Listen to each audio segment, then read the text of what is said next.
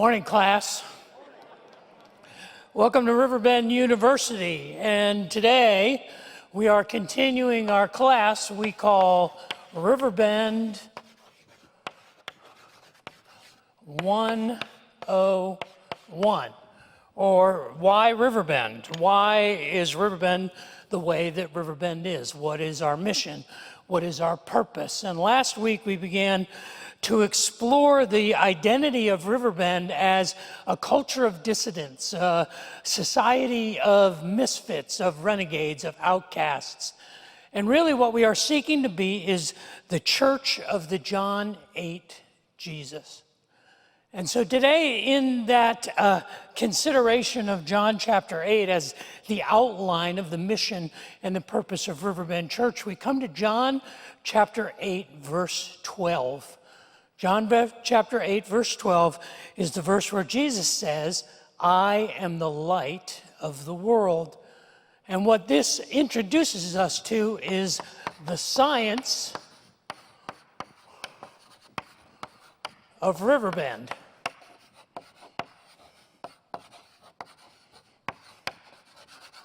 And so here we are in the laboratory today, and we are going to conduct an experiment to sort of enlighten us on what is exactly the science of Riverbend. And so I have all of our equipment here, and I have a beautiful little butane torch, which I'm not going to get to use today, which I need to turn off. But today, I want us to do some experiments with light. And so this hopefully will work. I've tried it a number of times. So as we darken the room, hopefully what you will see here on the board, hopefully if I can get it into focus, is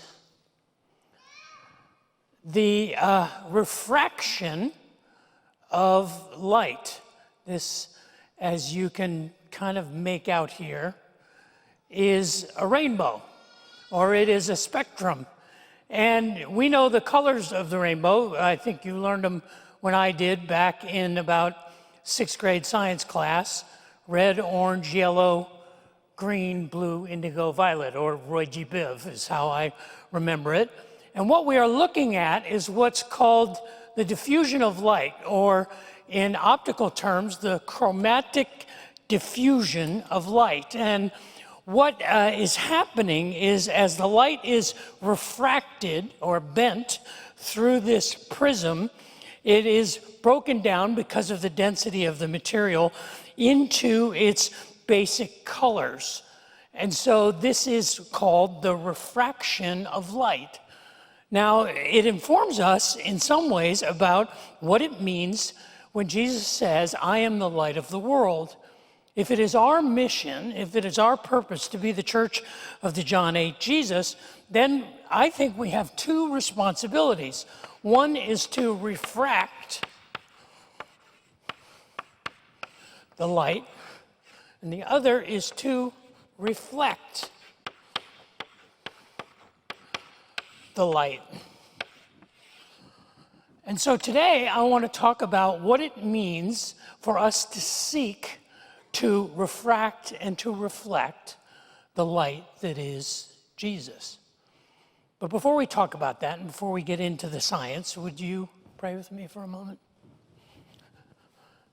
Father in heaven, I would ask that the words of my mouth and the meditations of my heart would be pleasing in your sight, that you would use your words spoken by your servant and anointed by your Spirit to illuminate us and to enlighten us and to cause us to be men and women who truly do demonstrate and reflect the light of the hope and the life of Jesus.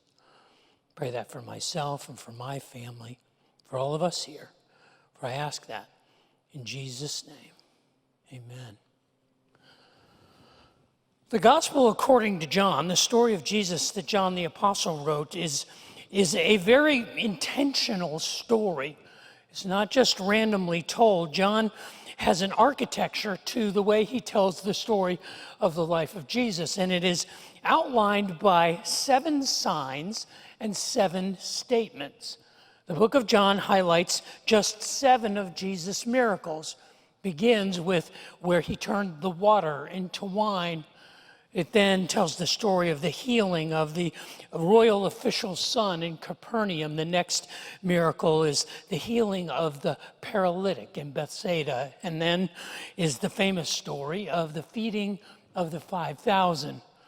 The 4th miracle is the miracle of, or the 5th miracle is the miracle of the walking on the water. Then the 6th miracle is the miracle of healing the man born blind. And the final and penultimate miracle in the book of John is the raising of Lazarus from the dead. These are the 7 signs around which John tells the story of the life of Jesus. But he also weaves into the story 7 statements, 7 I am statements. And these are theologically related to the God of Israel, the God who revealed himself to Moses as I am. In Greek, it is ego eimi, I myself am. And there are 7 I am statements. The first one is, I am the bread of life. He then says, I am the gate, or I am the door. I am the good shepherd, he says. He then says that I am the resurrection and the life in John 11. In John 14, he says, I am the way, the truth, and the life. And in John 15, he says, I am the vine, and you are the branches. But the second of the 7 statements that John tells the story of Jesus in is the one we come to today in John chapter 8.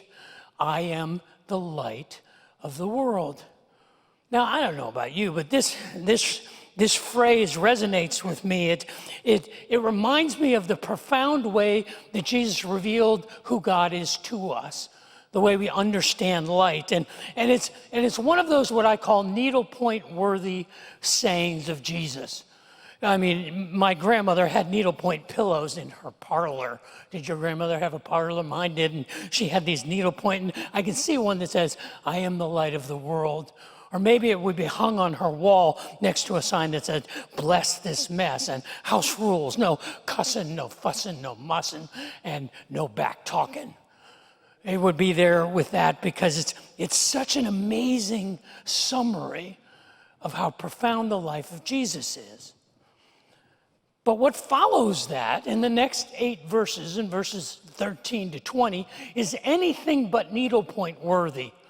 It is one of the most confusing and dense theological conversations that is recorded in the entire gospel story. It is Jesus having a theological conversation and speaking in encrypted language to the religious leaders of his day. It's in so much shorthand and it's in so much code, it's hard for us to follow what he's saying. This is what John records Jesus saying to the religious leaders after he said, I am the light of the world. He said this, the Pharisees reply, you are making those claims about yourself. Such testimony is not valid. Jesus told them, these claims are valid even though I make them about myself, for I know where I came from and where I am going, but you don't know this about me. You judge me by human standards, but I do not judge anyone. And if I did, my judgment would be correct in every respect because I am not alone. The Father who sent me is with me. Your own law says that if 2 people agree about something, their witness is accepted as fact. I am one witness, and my Father who sent me is the other. Where is your Father? They asked. Jesus answered, since you don't know who I am, and since you don't know who I am, you don't know who my Father is. If you knew me, you would also know my Father. Jesus made these statements while he was teaching in the temple in the section known as the treasury, but he was not arrested because his time had not yet come. commentators and students of the Bible do exegetical backflips with these 8 verses. A lot of commentaries that you might read, they just skip over this altogether. There seems to be no applicational value in what's going on. It's just some theological navel-gazing that is going on at a very encrypted level, and it's hard for us to understand what's happening. But I would suggest that Jesus is not entering into a debate. He's not even having an argument with the religious leaders. What he is doing is he is refracting the statement he just made. He is breaking it apart, not just for their benefit, but for ours. And I want to look at these 8 verses, and I want to split them into 3 primary colors, because there are 3 important words that are used in these 8 verses. And the first one is the word martyreo. Martyreo. Martyreo occurs 7 times in just 4 verses in John chapter 8. This is where the word martyreo occurs. It's translated as testify or testimony. The Pharisees replied, "You are martyres about yourself. Such martyria is not valid." Jesus told them, "My martyro is valid even though I martyria about myself. Your own law says that if 2 people agree on something, their martyria is accepted as fact. I am one martyron, and my Father who sent me is the other martyre." You see, what Jesus is saying is that I am my own defense. My witness is me. My life is my martyria. Now, to understand the significance of this, you have to understand the etymology of the word martyria. The word martyria was an ancient word in the Greek language, and it originally meant to bear witness to something or to represent something that you had experienced or an event that you had seen. By the time of the rise of the Roman Empire, the word martyria became a legal term. It was to represent something in a court of law. And how the Romans enforced the integrity of a martyria, or the martyreo, was you had to swear on something that what you were testifying was true. I don't know if you're aware, but the Romans didn't have a Bible. So what they would swear on in their court of law was their own life. They basically were saying, when they were doing martyreo, I swear on my life that what I am telling you is true. By the time of Jesus and by the time the Gospel of John was written, the word had become associated with a truth that a person was willing to die for. If it was something that you believed so strongly that you would swear on your own life, it became the term that was applied to the early Christian church. And the early Christians were called the martyreo. Eventually, that word was transliterated into the English language as the word martyr. You see, what Jesus is saying is, I am the refraction of the light of the world. And how do you know that I am the light of the world? Look at my life. And don't just look at my life, look at my sacrifice. Look at what I paid for this life. I swear on my life that my testimony, my martyreo, is valid. What does it mean to refract the light of Jesus? What does it mean for us as Riverbend Church? It simply means that it's not so much about the things we say, it's about what we do. It's not what we talk about, it's who we are. And particularly, the value and the way that we represent the light of God in a dark world is through our generosity, through our kindness, through our sacrifice. Have you ever heard the saying, I don't care how much you know until I know how much you care? It is the martyria. It is the martyreo. It is the witness of our willingness to be generous, our willingness to give of ourselves, our willingness to be kind. This is how we demonstrate the light. We refract the light that is Jesus to the world. Not by our verbal posturing or all the talk that we do, but by the sacrifices we make to make the lives of others better. What does it mean to refract the light of Jesus? What does it mean for Riverbend? Why is Riverbend the way it is? Because we want to represent the martyreo. The next word is the word krino. And the word krino occurs 4 times in 2 verses. It occurs in verses 16 and 17, or 15 and 16. It says, "You krino," it's translated judge or judgment.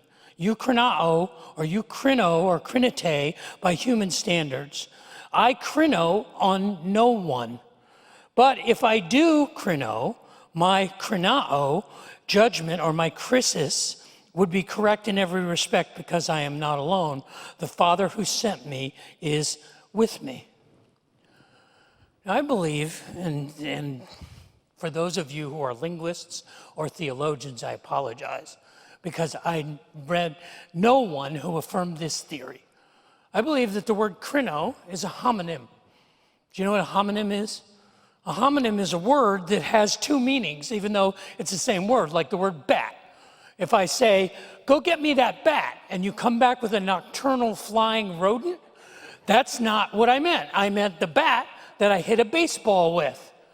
It can also be applied to a word that is spelled exactly the same but pronounced differently with 2 different meanings, like the letters B-O-W, bow. I bow to a king, but I put a bow in my daughter's hair. Same spelling, very different meaning.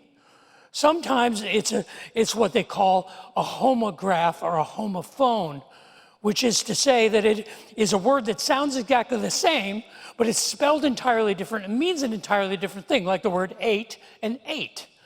I ate at 8, A-T-E-E-I-G-H-T. Or the word made famous by NSYNC and Justin Timberlake, bye, bye, bye. And I don't think they meant B-Y, B-Y-E, B-U-Y. But these are homonyms. And the word krino, I believe, is a homonym because the word had 2 very different meanings. The word krino meant, on the one hand, to judge. It meant to evaluate something and to make a decision about whether or not it was good or bad, right or wrong. This is how it's often translated as the word judge or the word judgment. But krino also meant to consider. Krino described a well thought through decision or a consideration. I believe what Jesus is doing with the religious leaders there in the temple that day is he is executing a play on words. Imagine if one of the words, krino, means to judge, but krinao, saying the same word differently, we don't know how it was pronounced. Don't know if you realize, but there's nobody around from 1700 years ago who can tell us, no, it was krino and krinao, and they meant different things like bow and bow. But I like to imagine that Jesus was clever enough that he was saying this in verses 15 and 16. You krinao, judge, by human standards. You make a decision between good and bad, between right and wrong. I pass krinao, I pass that kind of judgment on no one. But I do krino, I do carefully consider. And if I do krino, my krino would be correct in every respect because I am not alone. The Father who sent me is with me. See, what Jesus is saying is, I don't judge like you judge. I consider all of the facts. I consider all of the information. And he gives us a clue how we do it. Because it's easy for us to judge. We are some of the judgiest people around. I like this, I hate this, I don't like this, I despise that. And we're quick to judge, but what we are called to be, what Riverbend is called to be, the why of Riverbend is we are called to consider, to make well-informed and well-considered evaluations of others, rather than to rush to judgment. And Jesus says, I don't do that. I consider everything because I don't consider it in a vacuum. I consider it from my Father's perspective. Look what he says here in verses 16, 17, and 19. The Father who sent me is with me. I am one witness, and my Father who sent me is the other. Where is your Father, they ask. Jesus answered, since you don't know who I am, you don't know who my Father is. If you knew me, you would also know my Father. You know those bracelets, those WWJD bracelets, what would Jesus do? Jesus, I guess he could wear that. You know, what would Jesus do? Well, that's me. I think he had a bracelet that would have said WWMFD. What would my Father do? See, this is who I hope Riverbend can be. That we are a people of consideration of what does the Father say? Are these my children? Are these the things that I value? And to see the world that we live in through our Father's eyes, from his perspective, to krino the world, to evaluate it and consider it, rather than to krino the world, than to judge it. But there's a third word. And the third word is the word Kairos. And Kairos is at the end of this section, in verse 20, it says that they didn't arrest Jesus, even though he was teaching in the temple, in the court of the treasury, which was also in the court of the women. It was one of the most public sections inside of the temple proper. It was the last place that a Jewish woman could go in to worship. It's where the offerings were made. And Jesus was apparently teaching there, and it was a very public place. And John makes a note that even though it was a perfect opportunity to have Jesus hauled off in front of all of these people, they didn't do it. And he says it was because his time had not yet come. Now, I probably read a dozen commentaries this week trying to sort my way through these 8 verses. And one of my favorite commentators, a very contemporary commentator, a brilliant theologian, wrote 3 paragraphs about his time had not yet come. And he explains in great detail that in the Greek language, there were 2 words for time. One word was kairos, the other word was chronos. And they have 2 very different meanings. We have in English the word time, it means time. But in their language, chronos meant chronological time, a length of time. Whereas kairos meant a moment in time. One was historical, chronos, the chronological, historical time. But kairos focused on the meaning of the moment. That kairos was sort of the historic moment. And he spent 2 of those paragraphs talking about how we are called to live in the moment, how we are called to be men and women who reflect the light of Jesus because we're fully present and we're fully engaged and we're fully involved in the moment. And we see the value of every opportunity and we don't waste a step or waste a second. And I was reading that, I was like, this is so gonna preach. That was the message. By Tuesday, after I read through that commentary, I said, we're going to talk about the Kairos. We're going to talk about living in the moment. We're going to talk about carpe diem. We're going to talk about men and women. What does it mean to be Riverbend? We are people who are fully present. We don't waste an opportunity. I thought, that is going to preach. And then there was a problem. The word Kairos isn't in the text. That's not the word that's there. The word chronos isn't there either. The word that is there is the word ora, which means hour. And I thought, dang it. I had this great message. And then I realized something. I realized something that I am prone to do. Theologians call it eisegesis. Eisegesis means to read into the text. What you want to do is exegesis. You want to pull out of the text. But I have a tendency to come to the Bible with my mind already made up. And I have a tendency to say, I need the Bible to say this about these people or about these situations, or say this about the world, or say this about me. And I come to the Bible with my presuppositions and with my prejudices and with my preferences, and we all do it. And we wind up proof texting. We just go through the Bible to find where, aha, see? Yeah, God hates them too. And I realized that's not who I want us to be. I don't want us to be people. And we have our prejudices, we have our preferences, we have our points of view, and so we should. But when we come to the Bible, we should come empty-handed. We should say, I want to hear what you have to say to me. I don't need you to validate what I already know. Show me something new that I didn't know about myself. You see, I believe that the Bible is a tool. It's a tool like a CT scan or an X-ray or the Hubble telescope or a microscope. It allows us to see things that we can't see with the naked eye. It allows us to understand things about the world that we would not otherwise understand. It tells us things about the universe that we live in that with our own understanding we wouldn't know. And the Bible is a tool like that. And it gives us information that we then have to say, well, what does that mean? What is my response to that? It's like we discover anew things about ourselves and things about the world every time we look through the lens of the Bible. And that's who I really hope Riverbend is.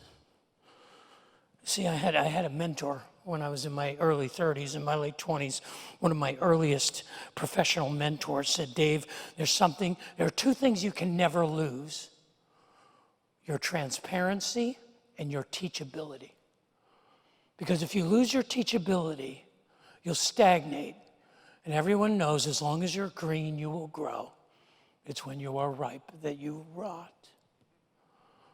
And the reality is, my hope for Riverbend is that we will always seek truth.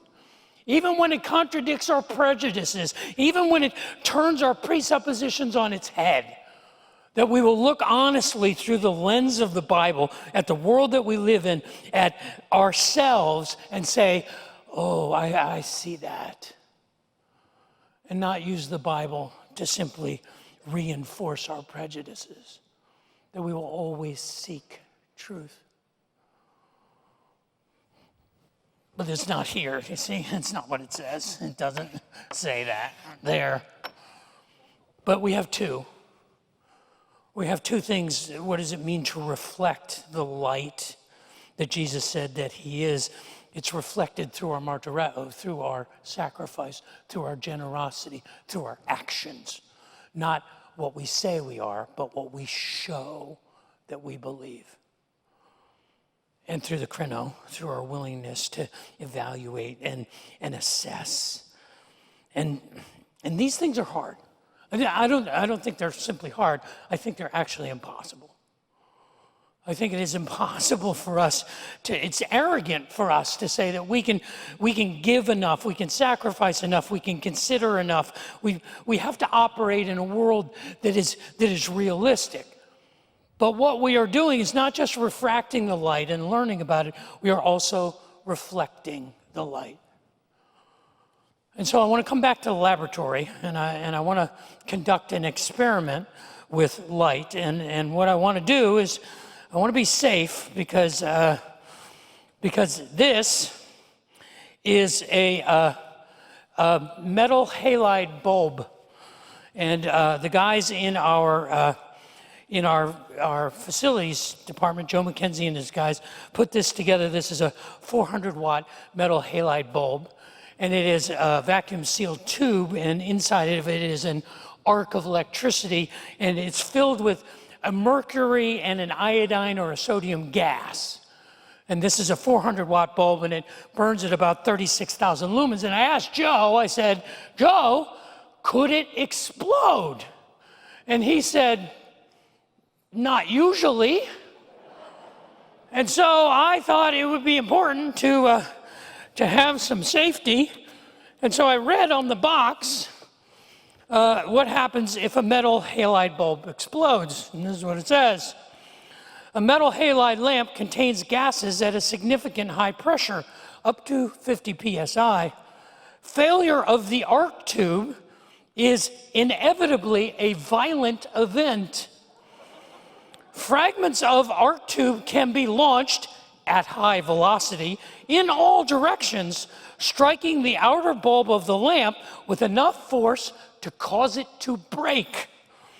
If the fixture has no secondary containment, such as a lens, a bowl, or a shield, which this does not, then the extremely hot pieces of debris will strike people and property close to the light, likely resulting in serious injury, damage, and possibly causing a major building fire if flammable material is present.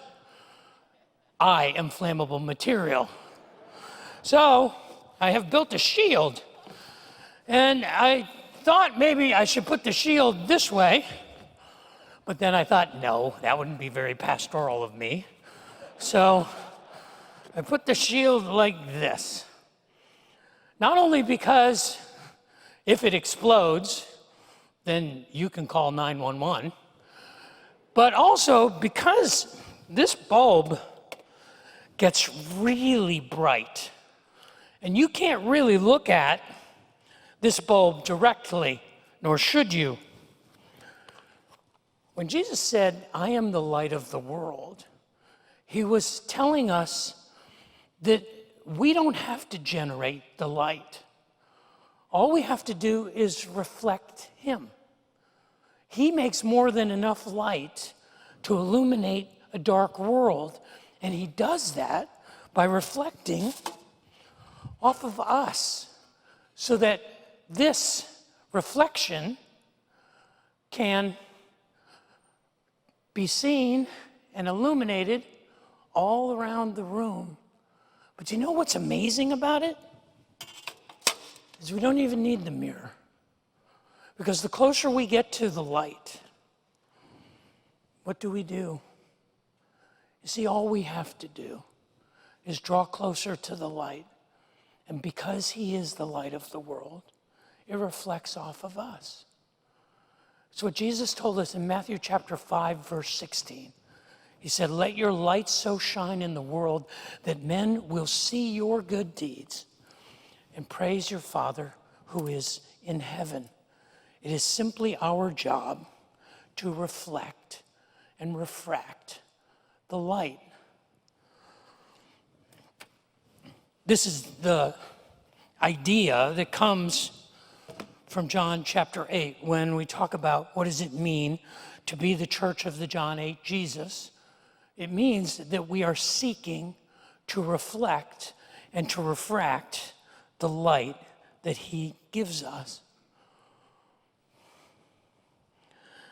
This week, we talked about the science of Riverbend. Why Riverbend? So that we can refract and reflect the light of Jesus. Next week, we're going to talk about why it is important for us not to be out of our minds, but to be out of this world.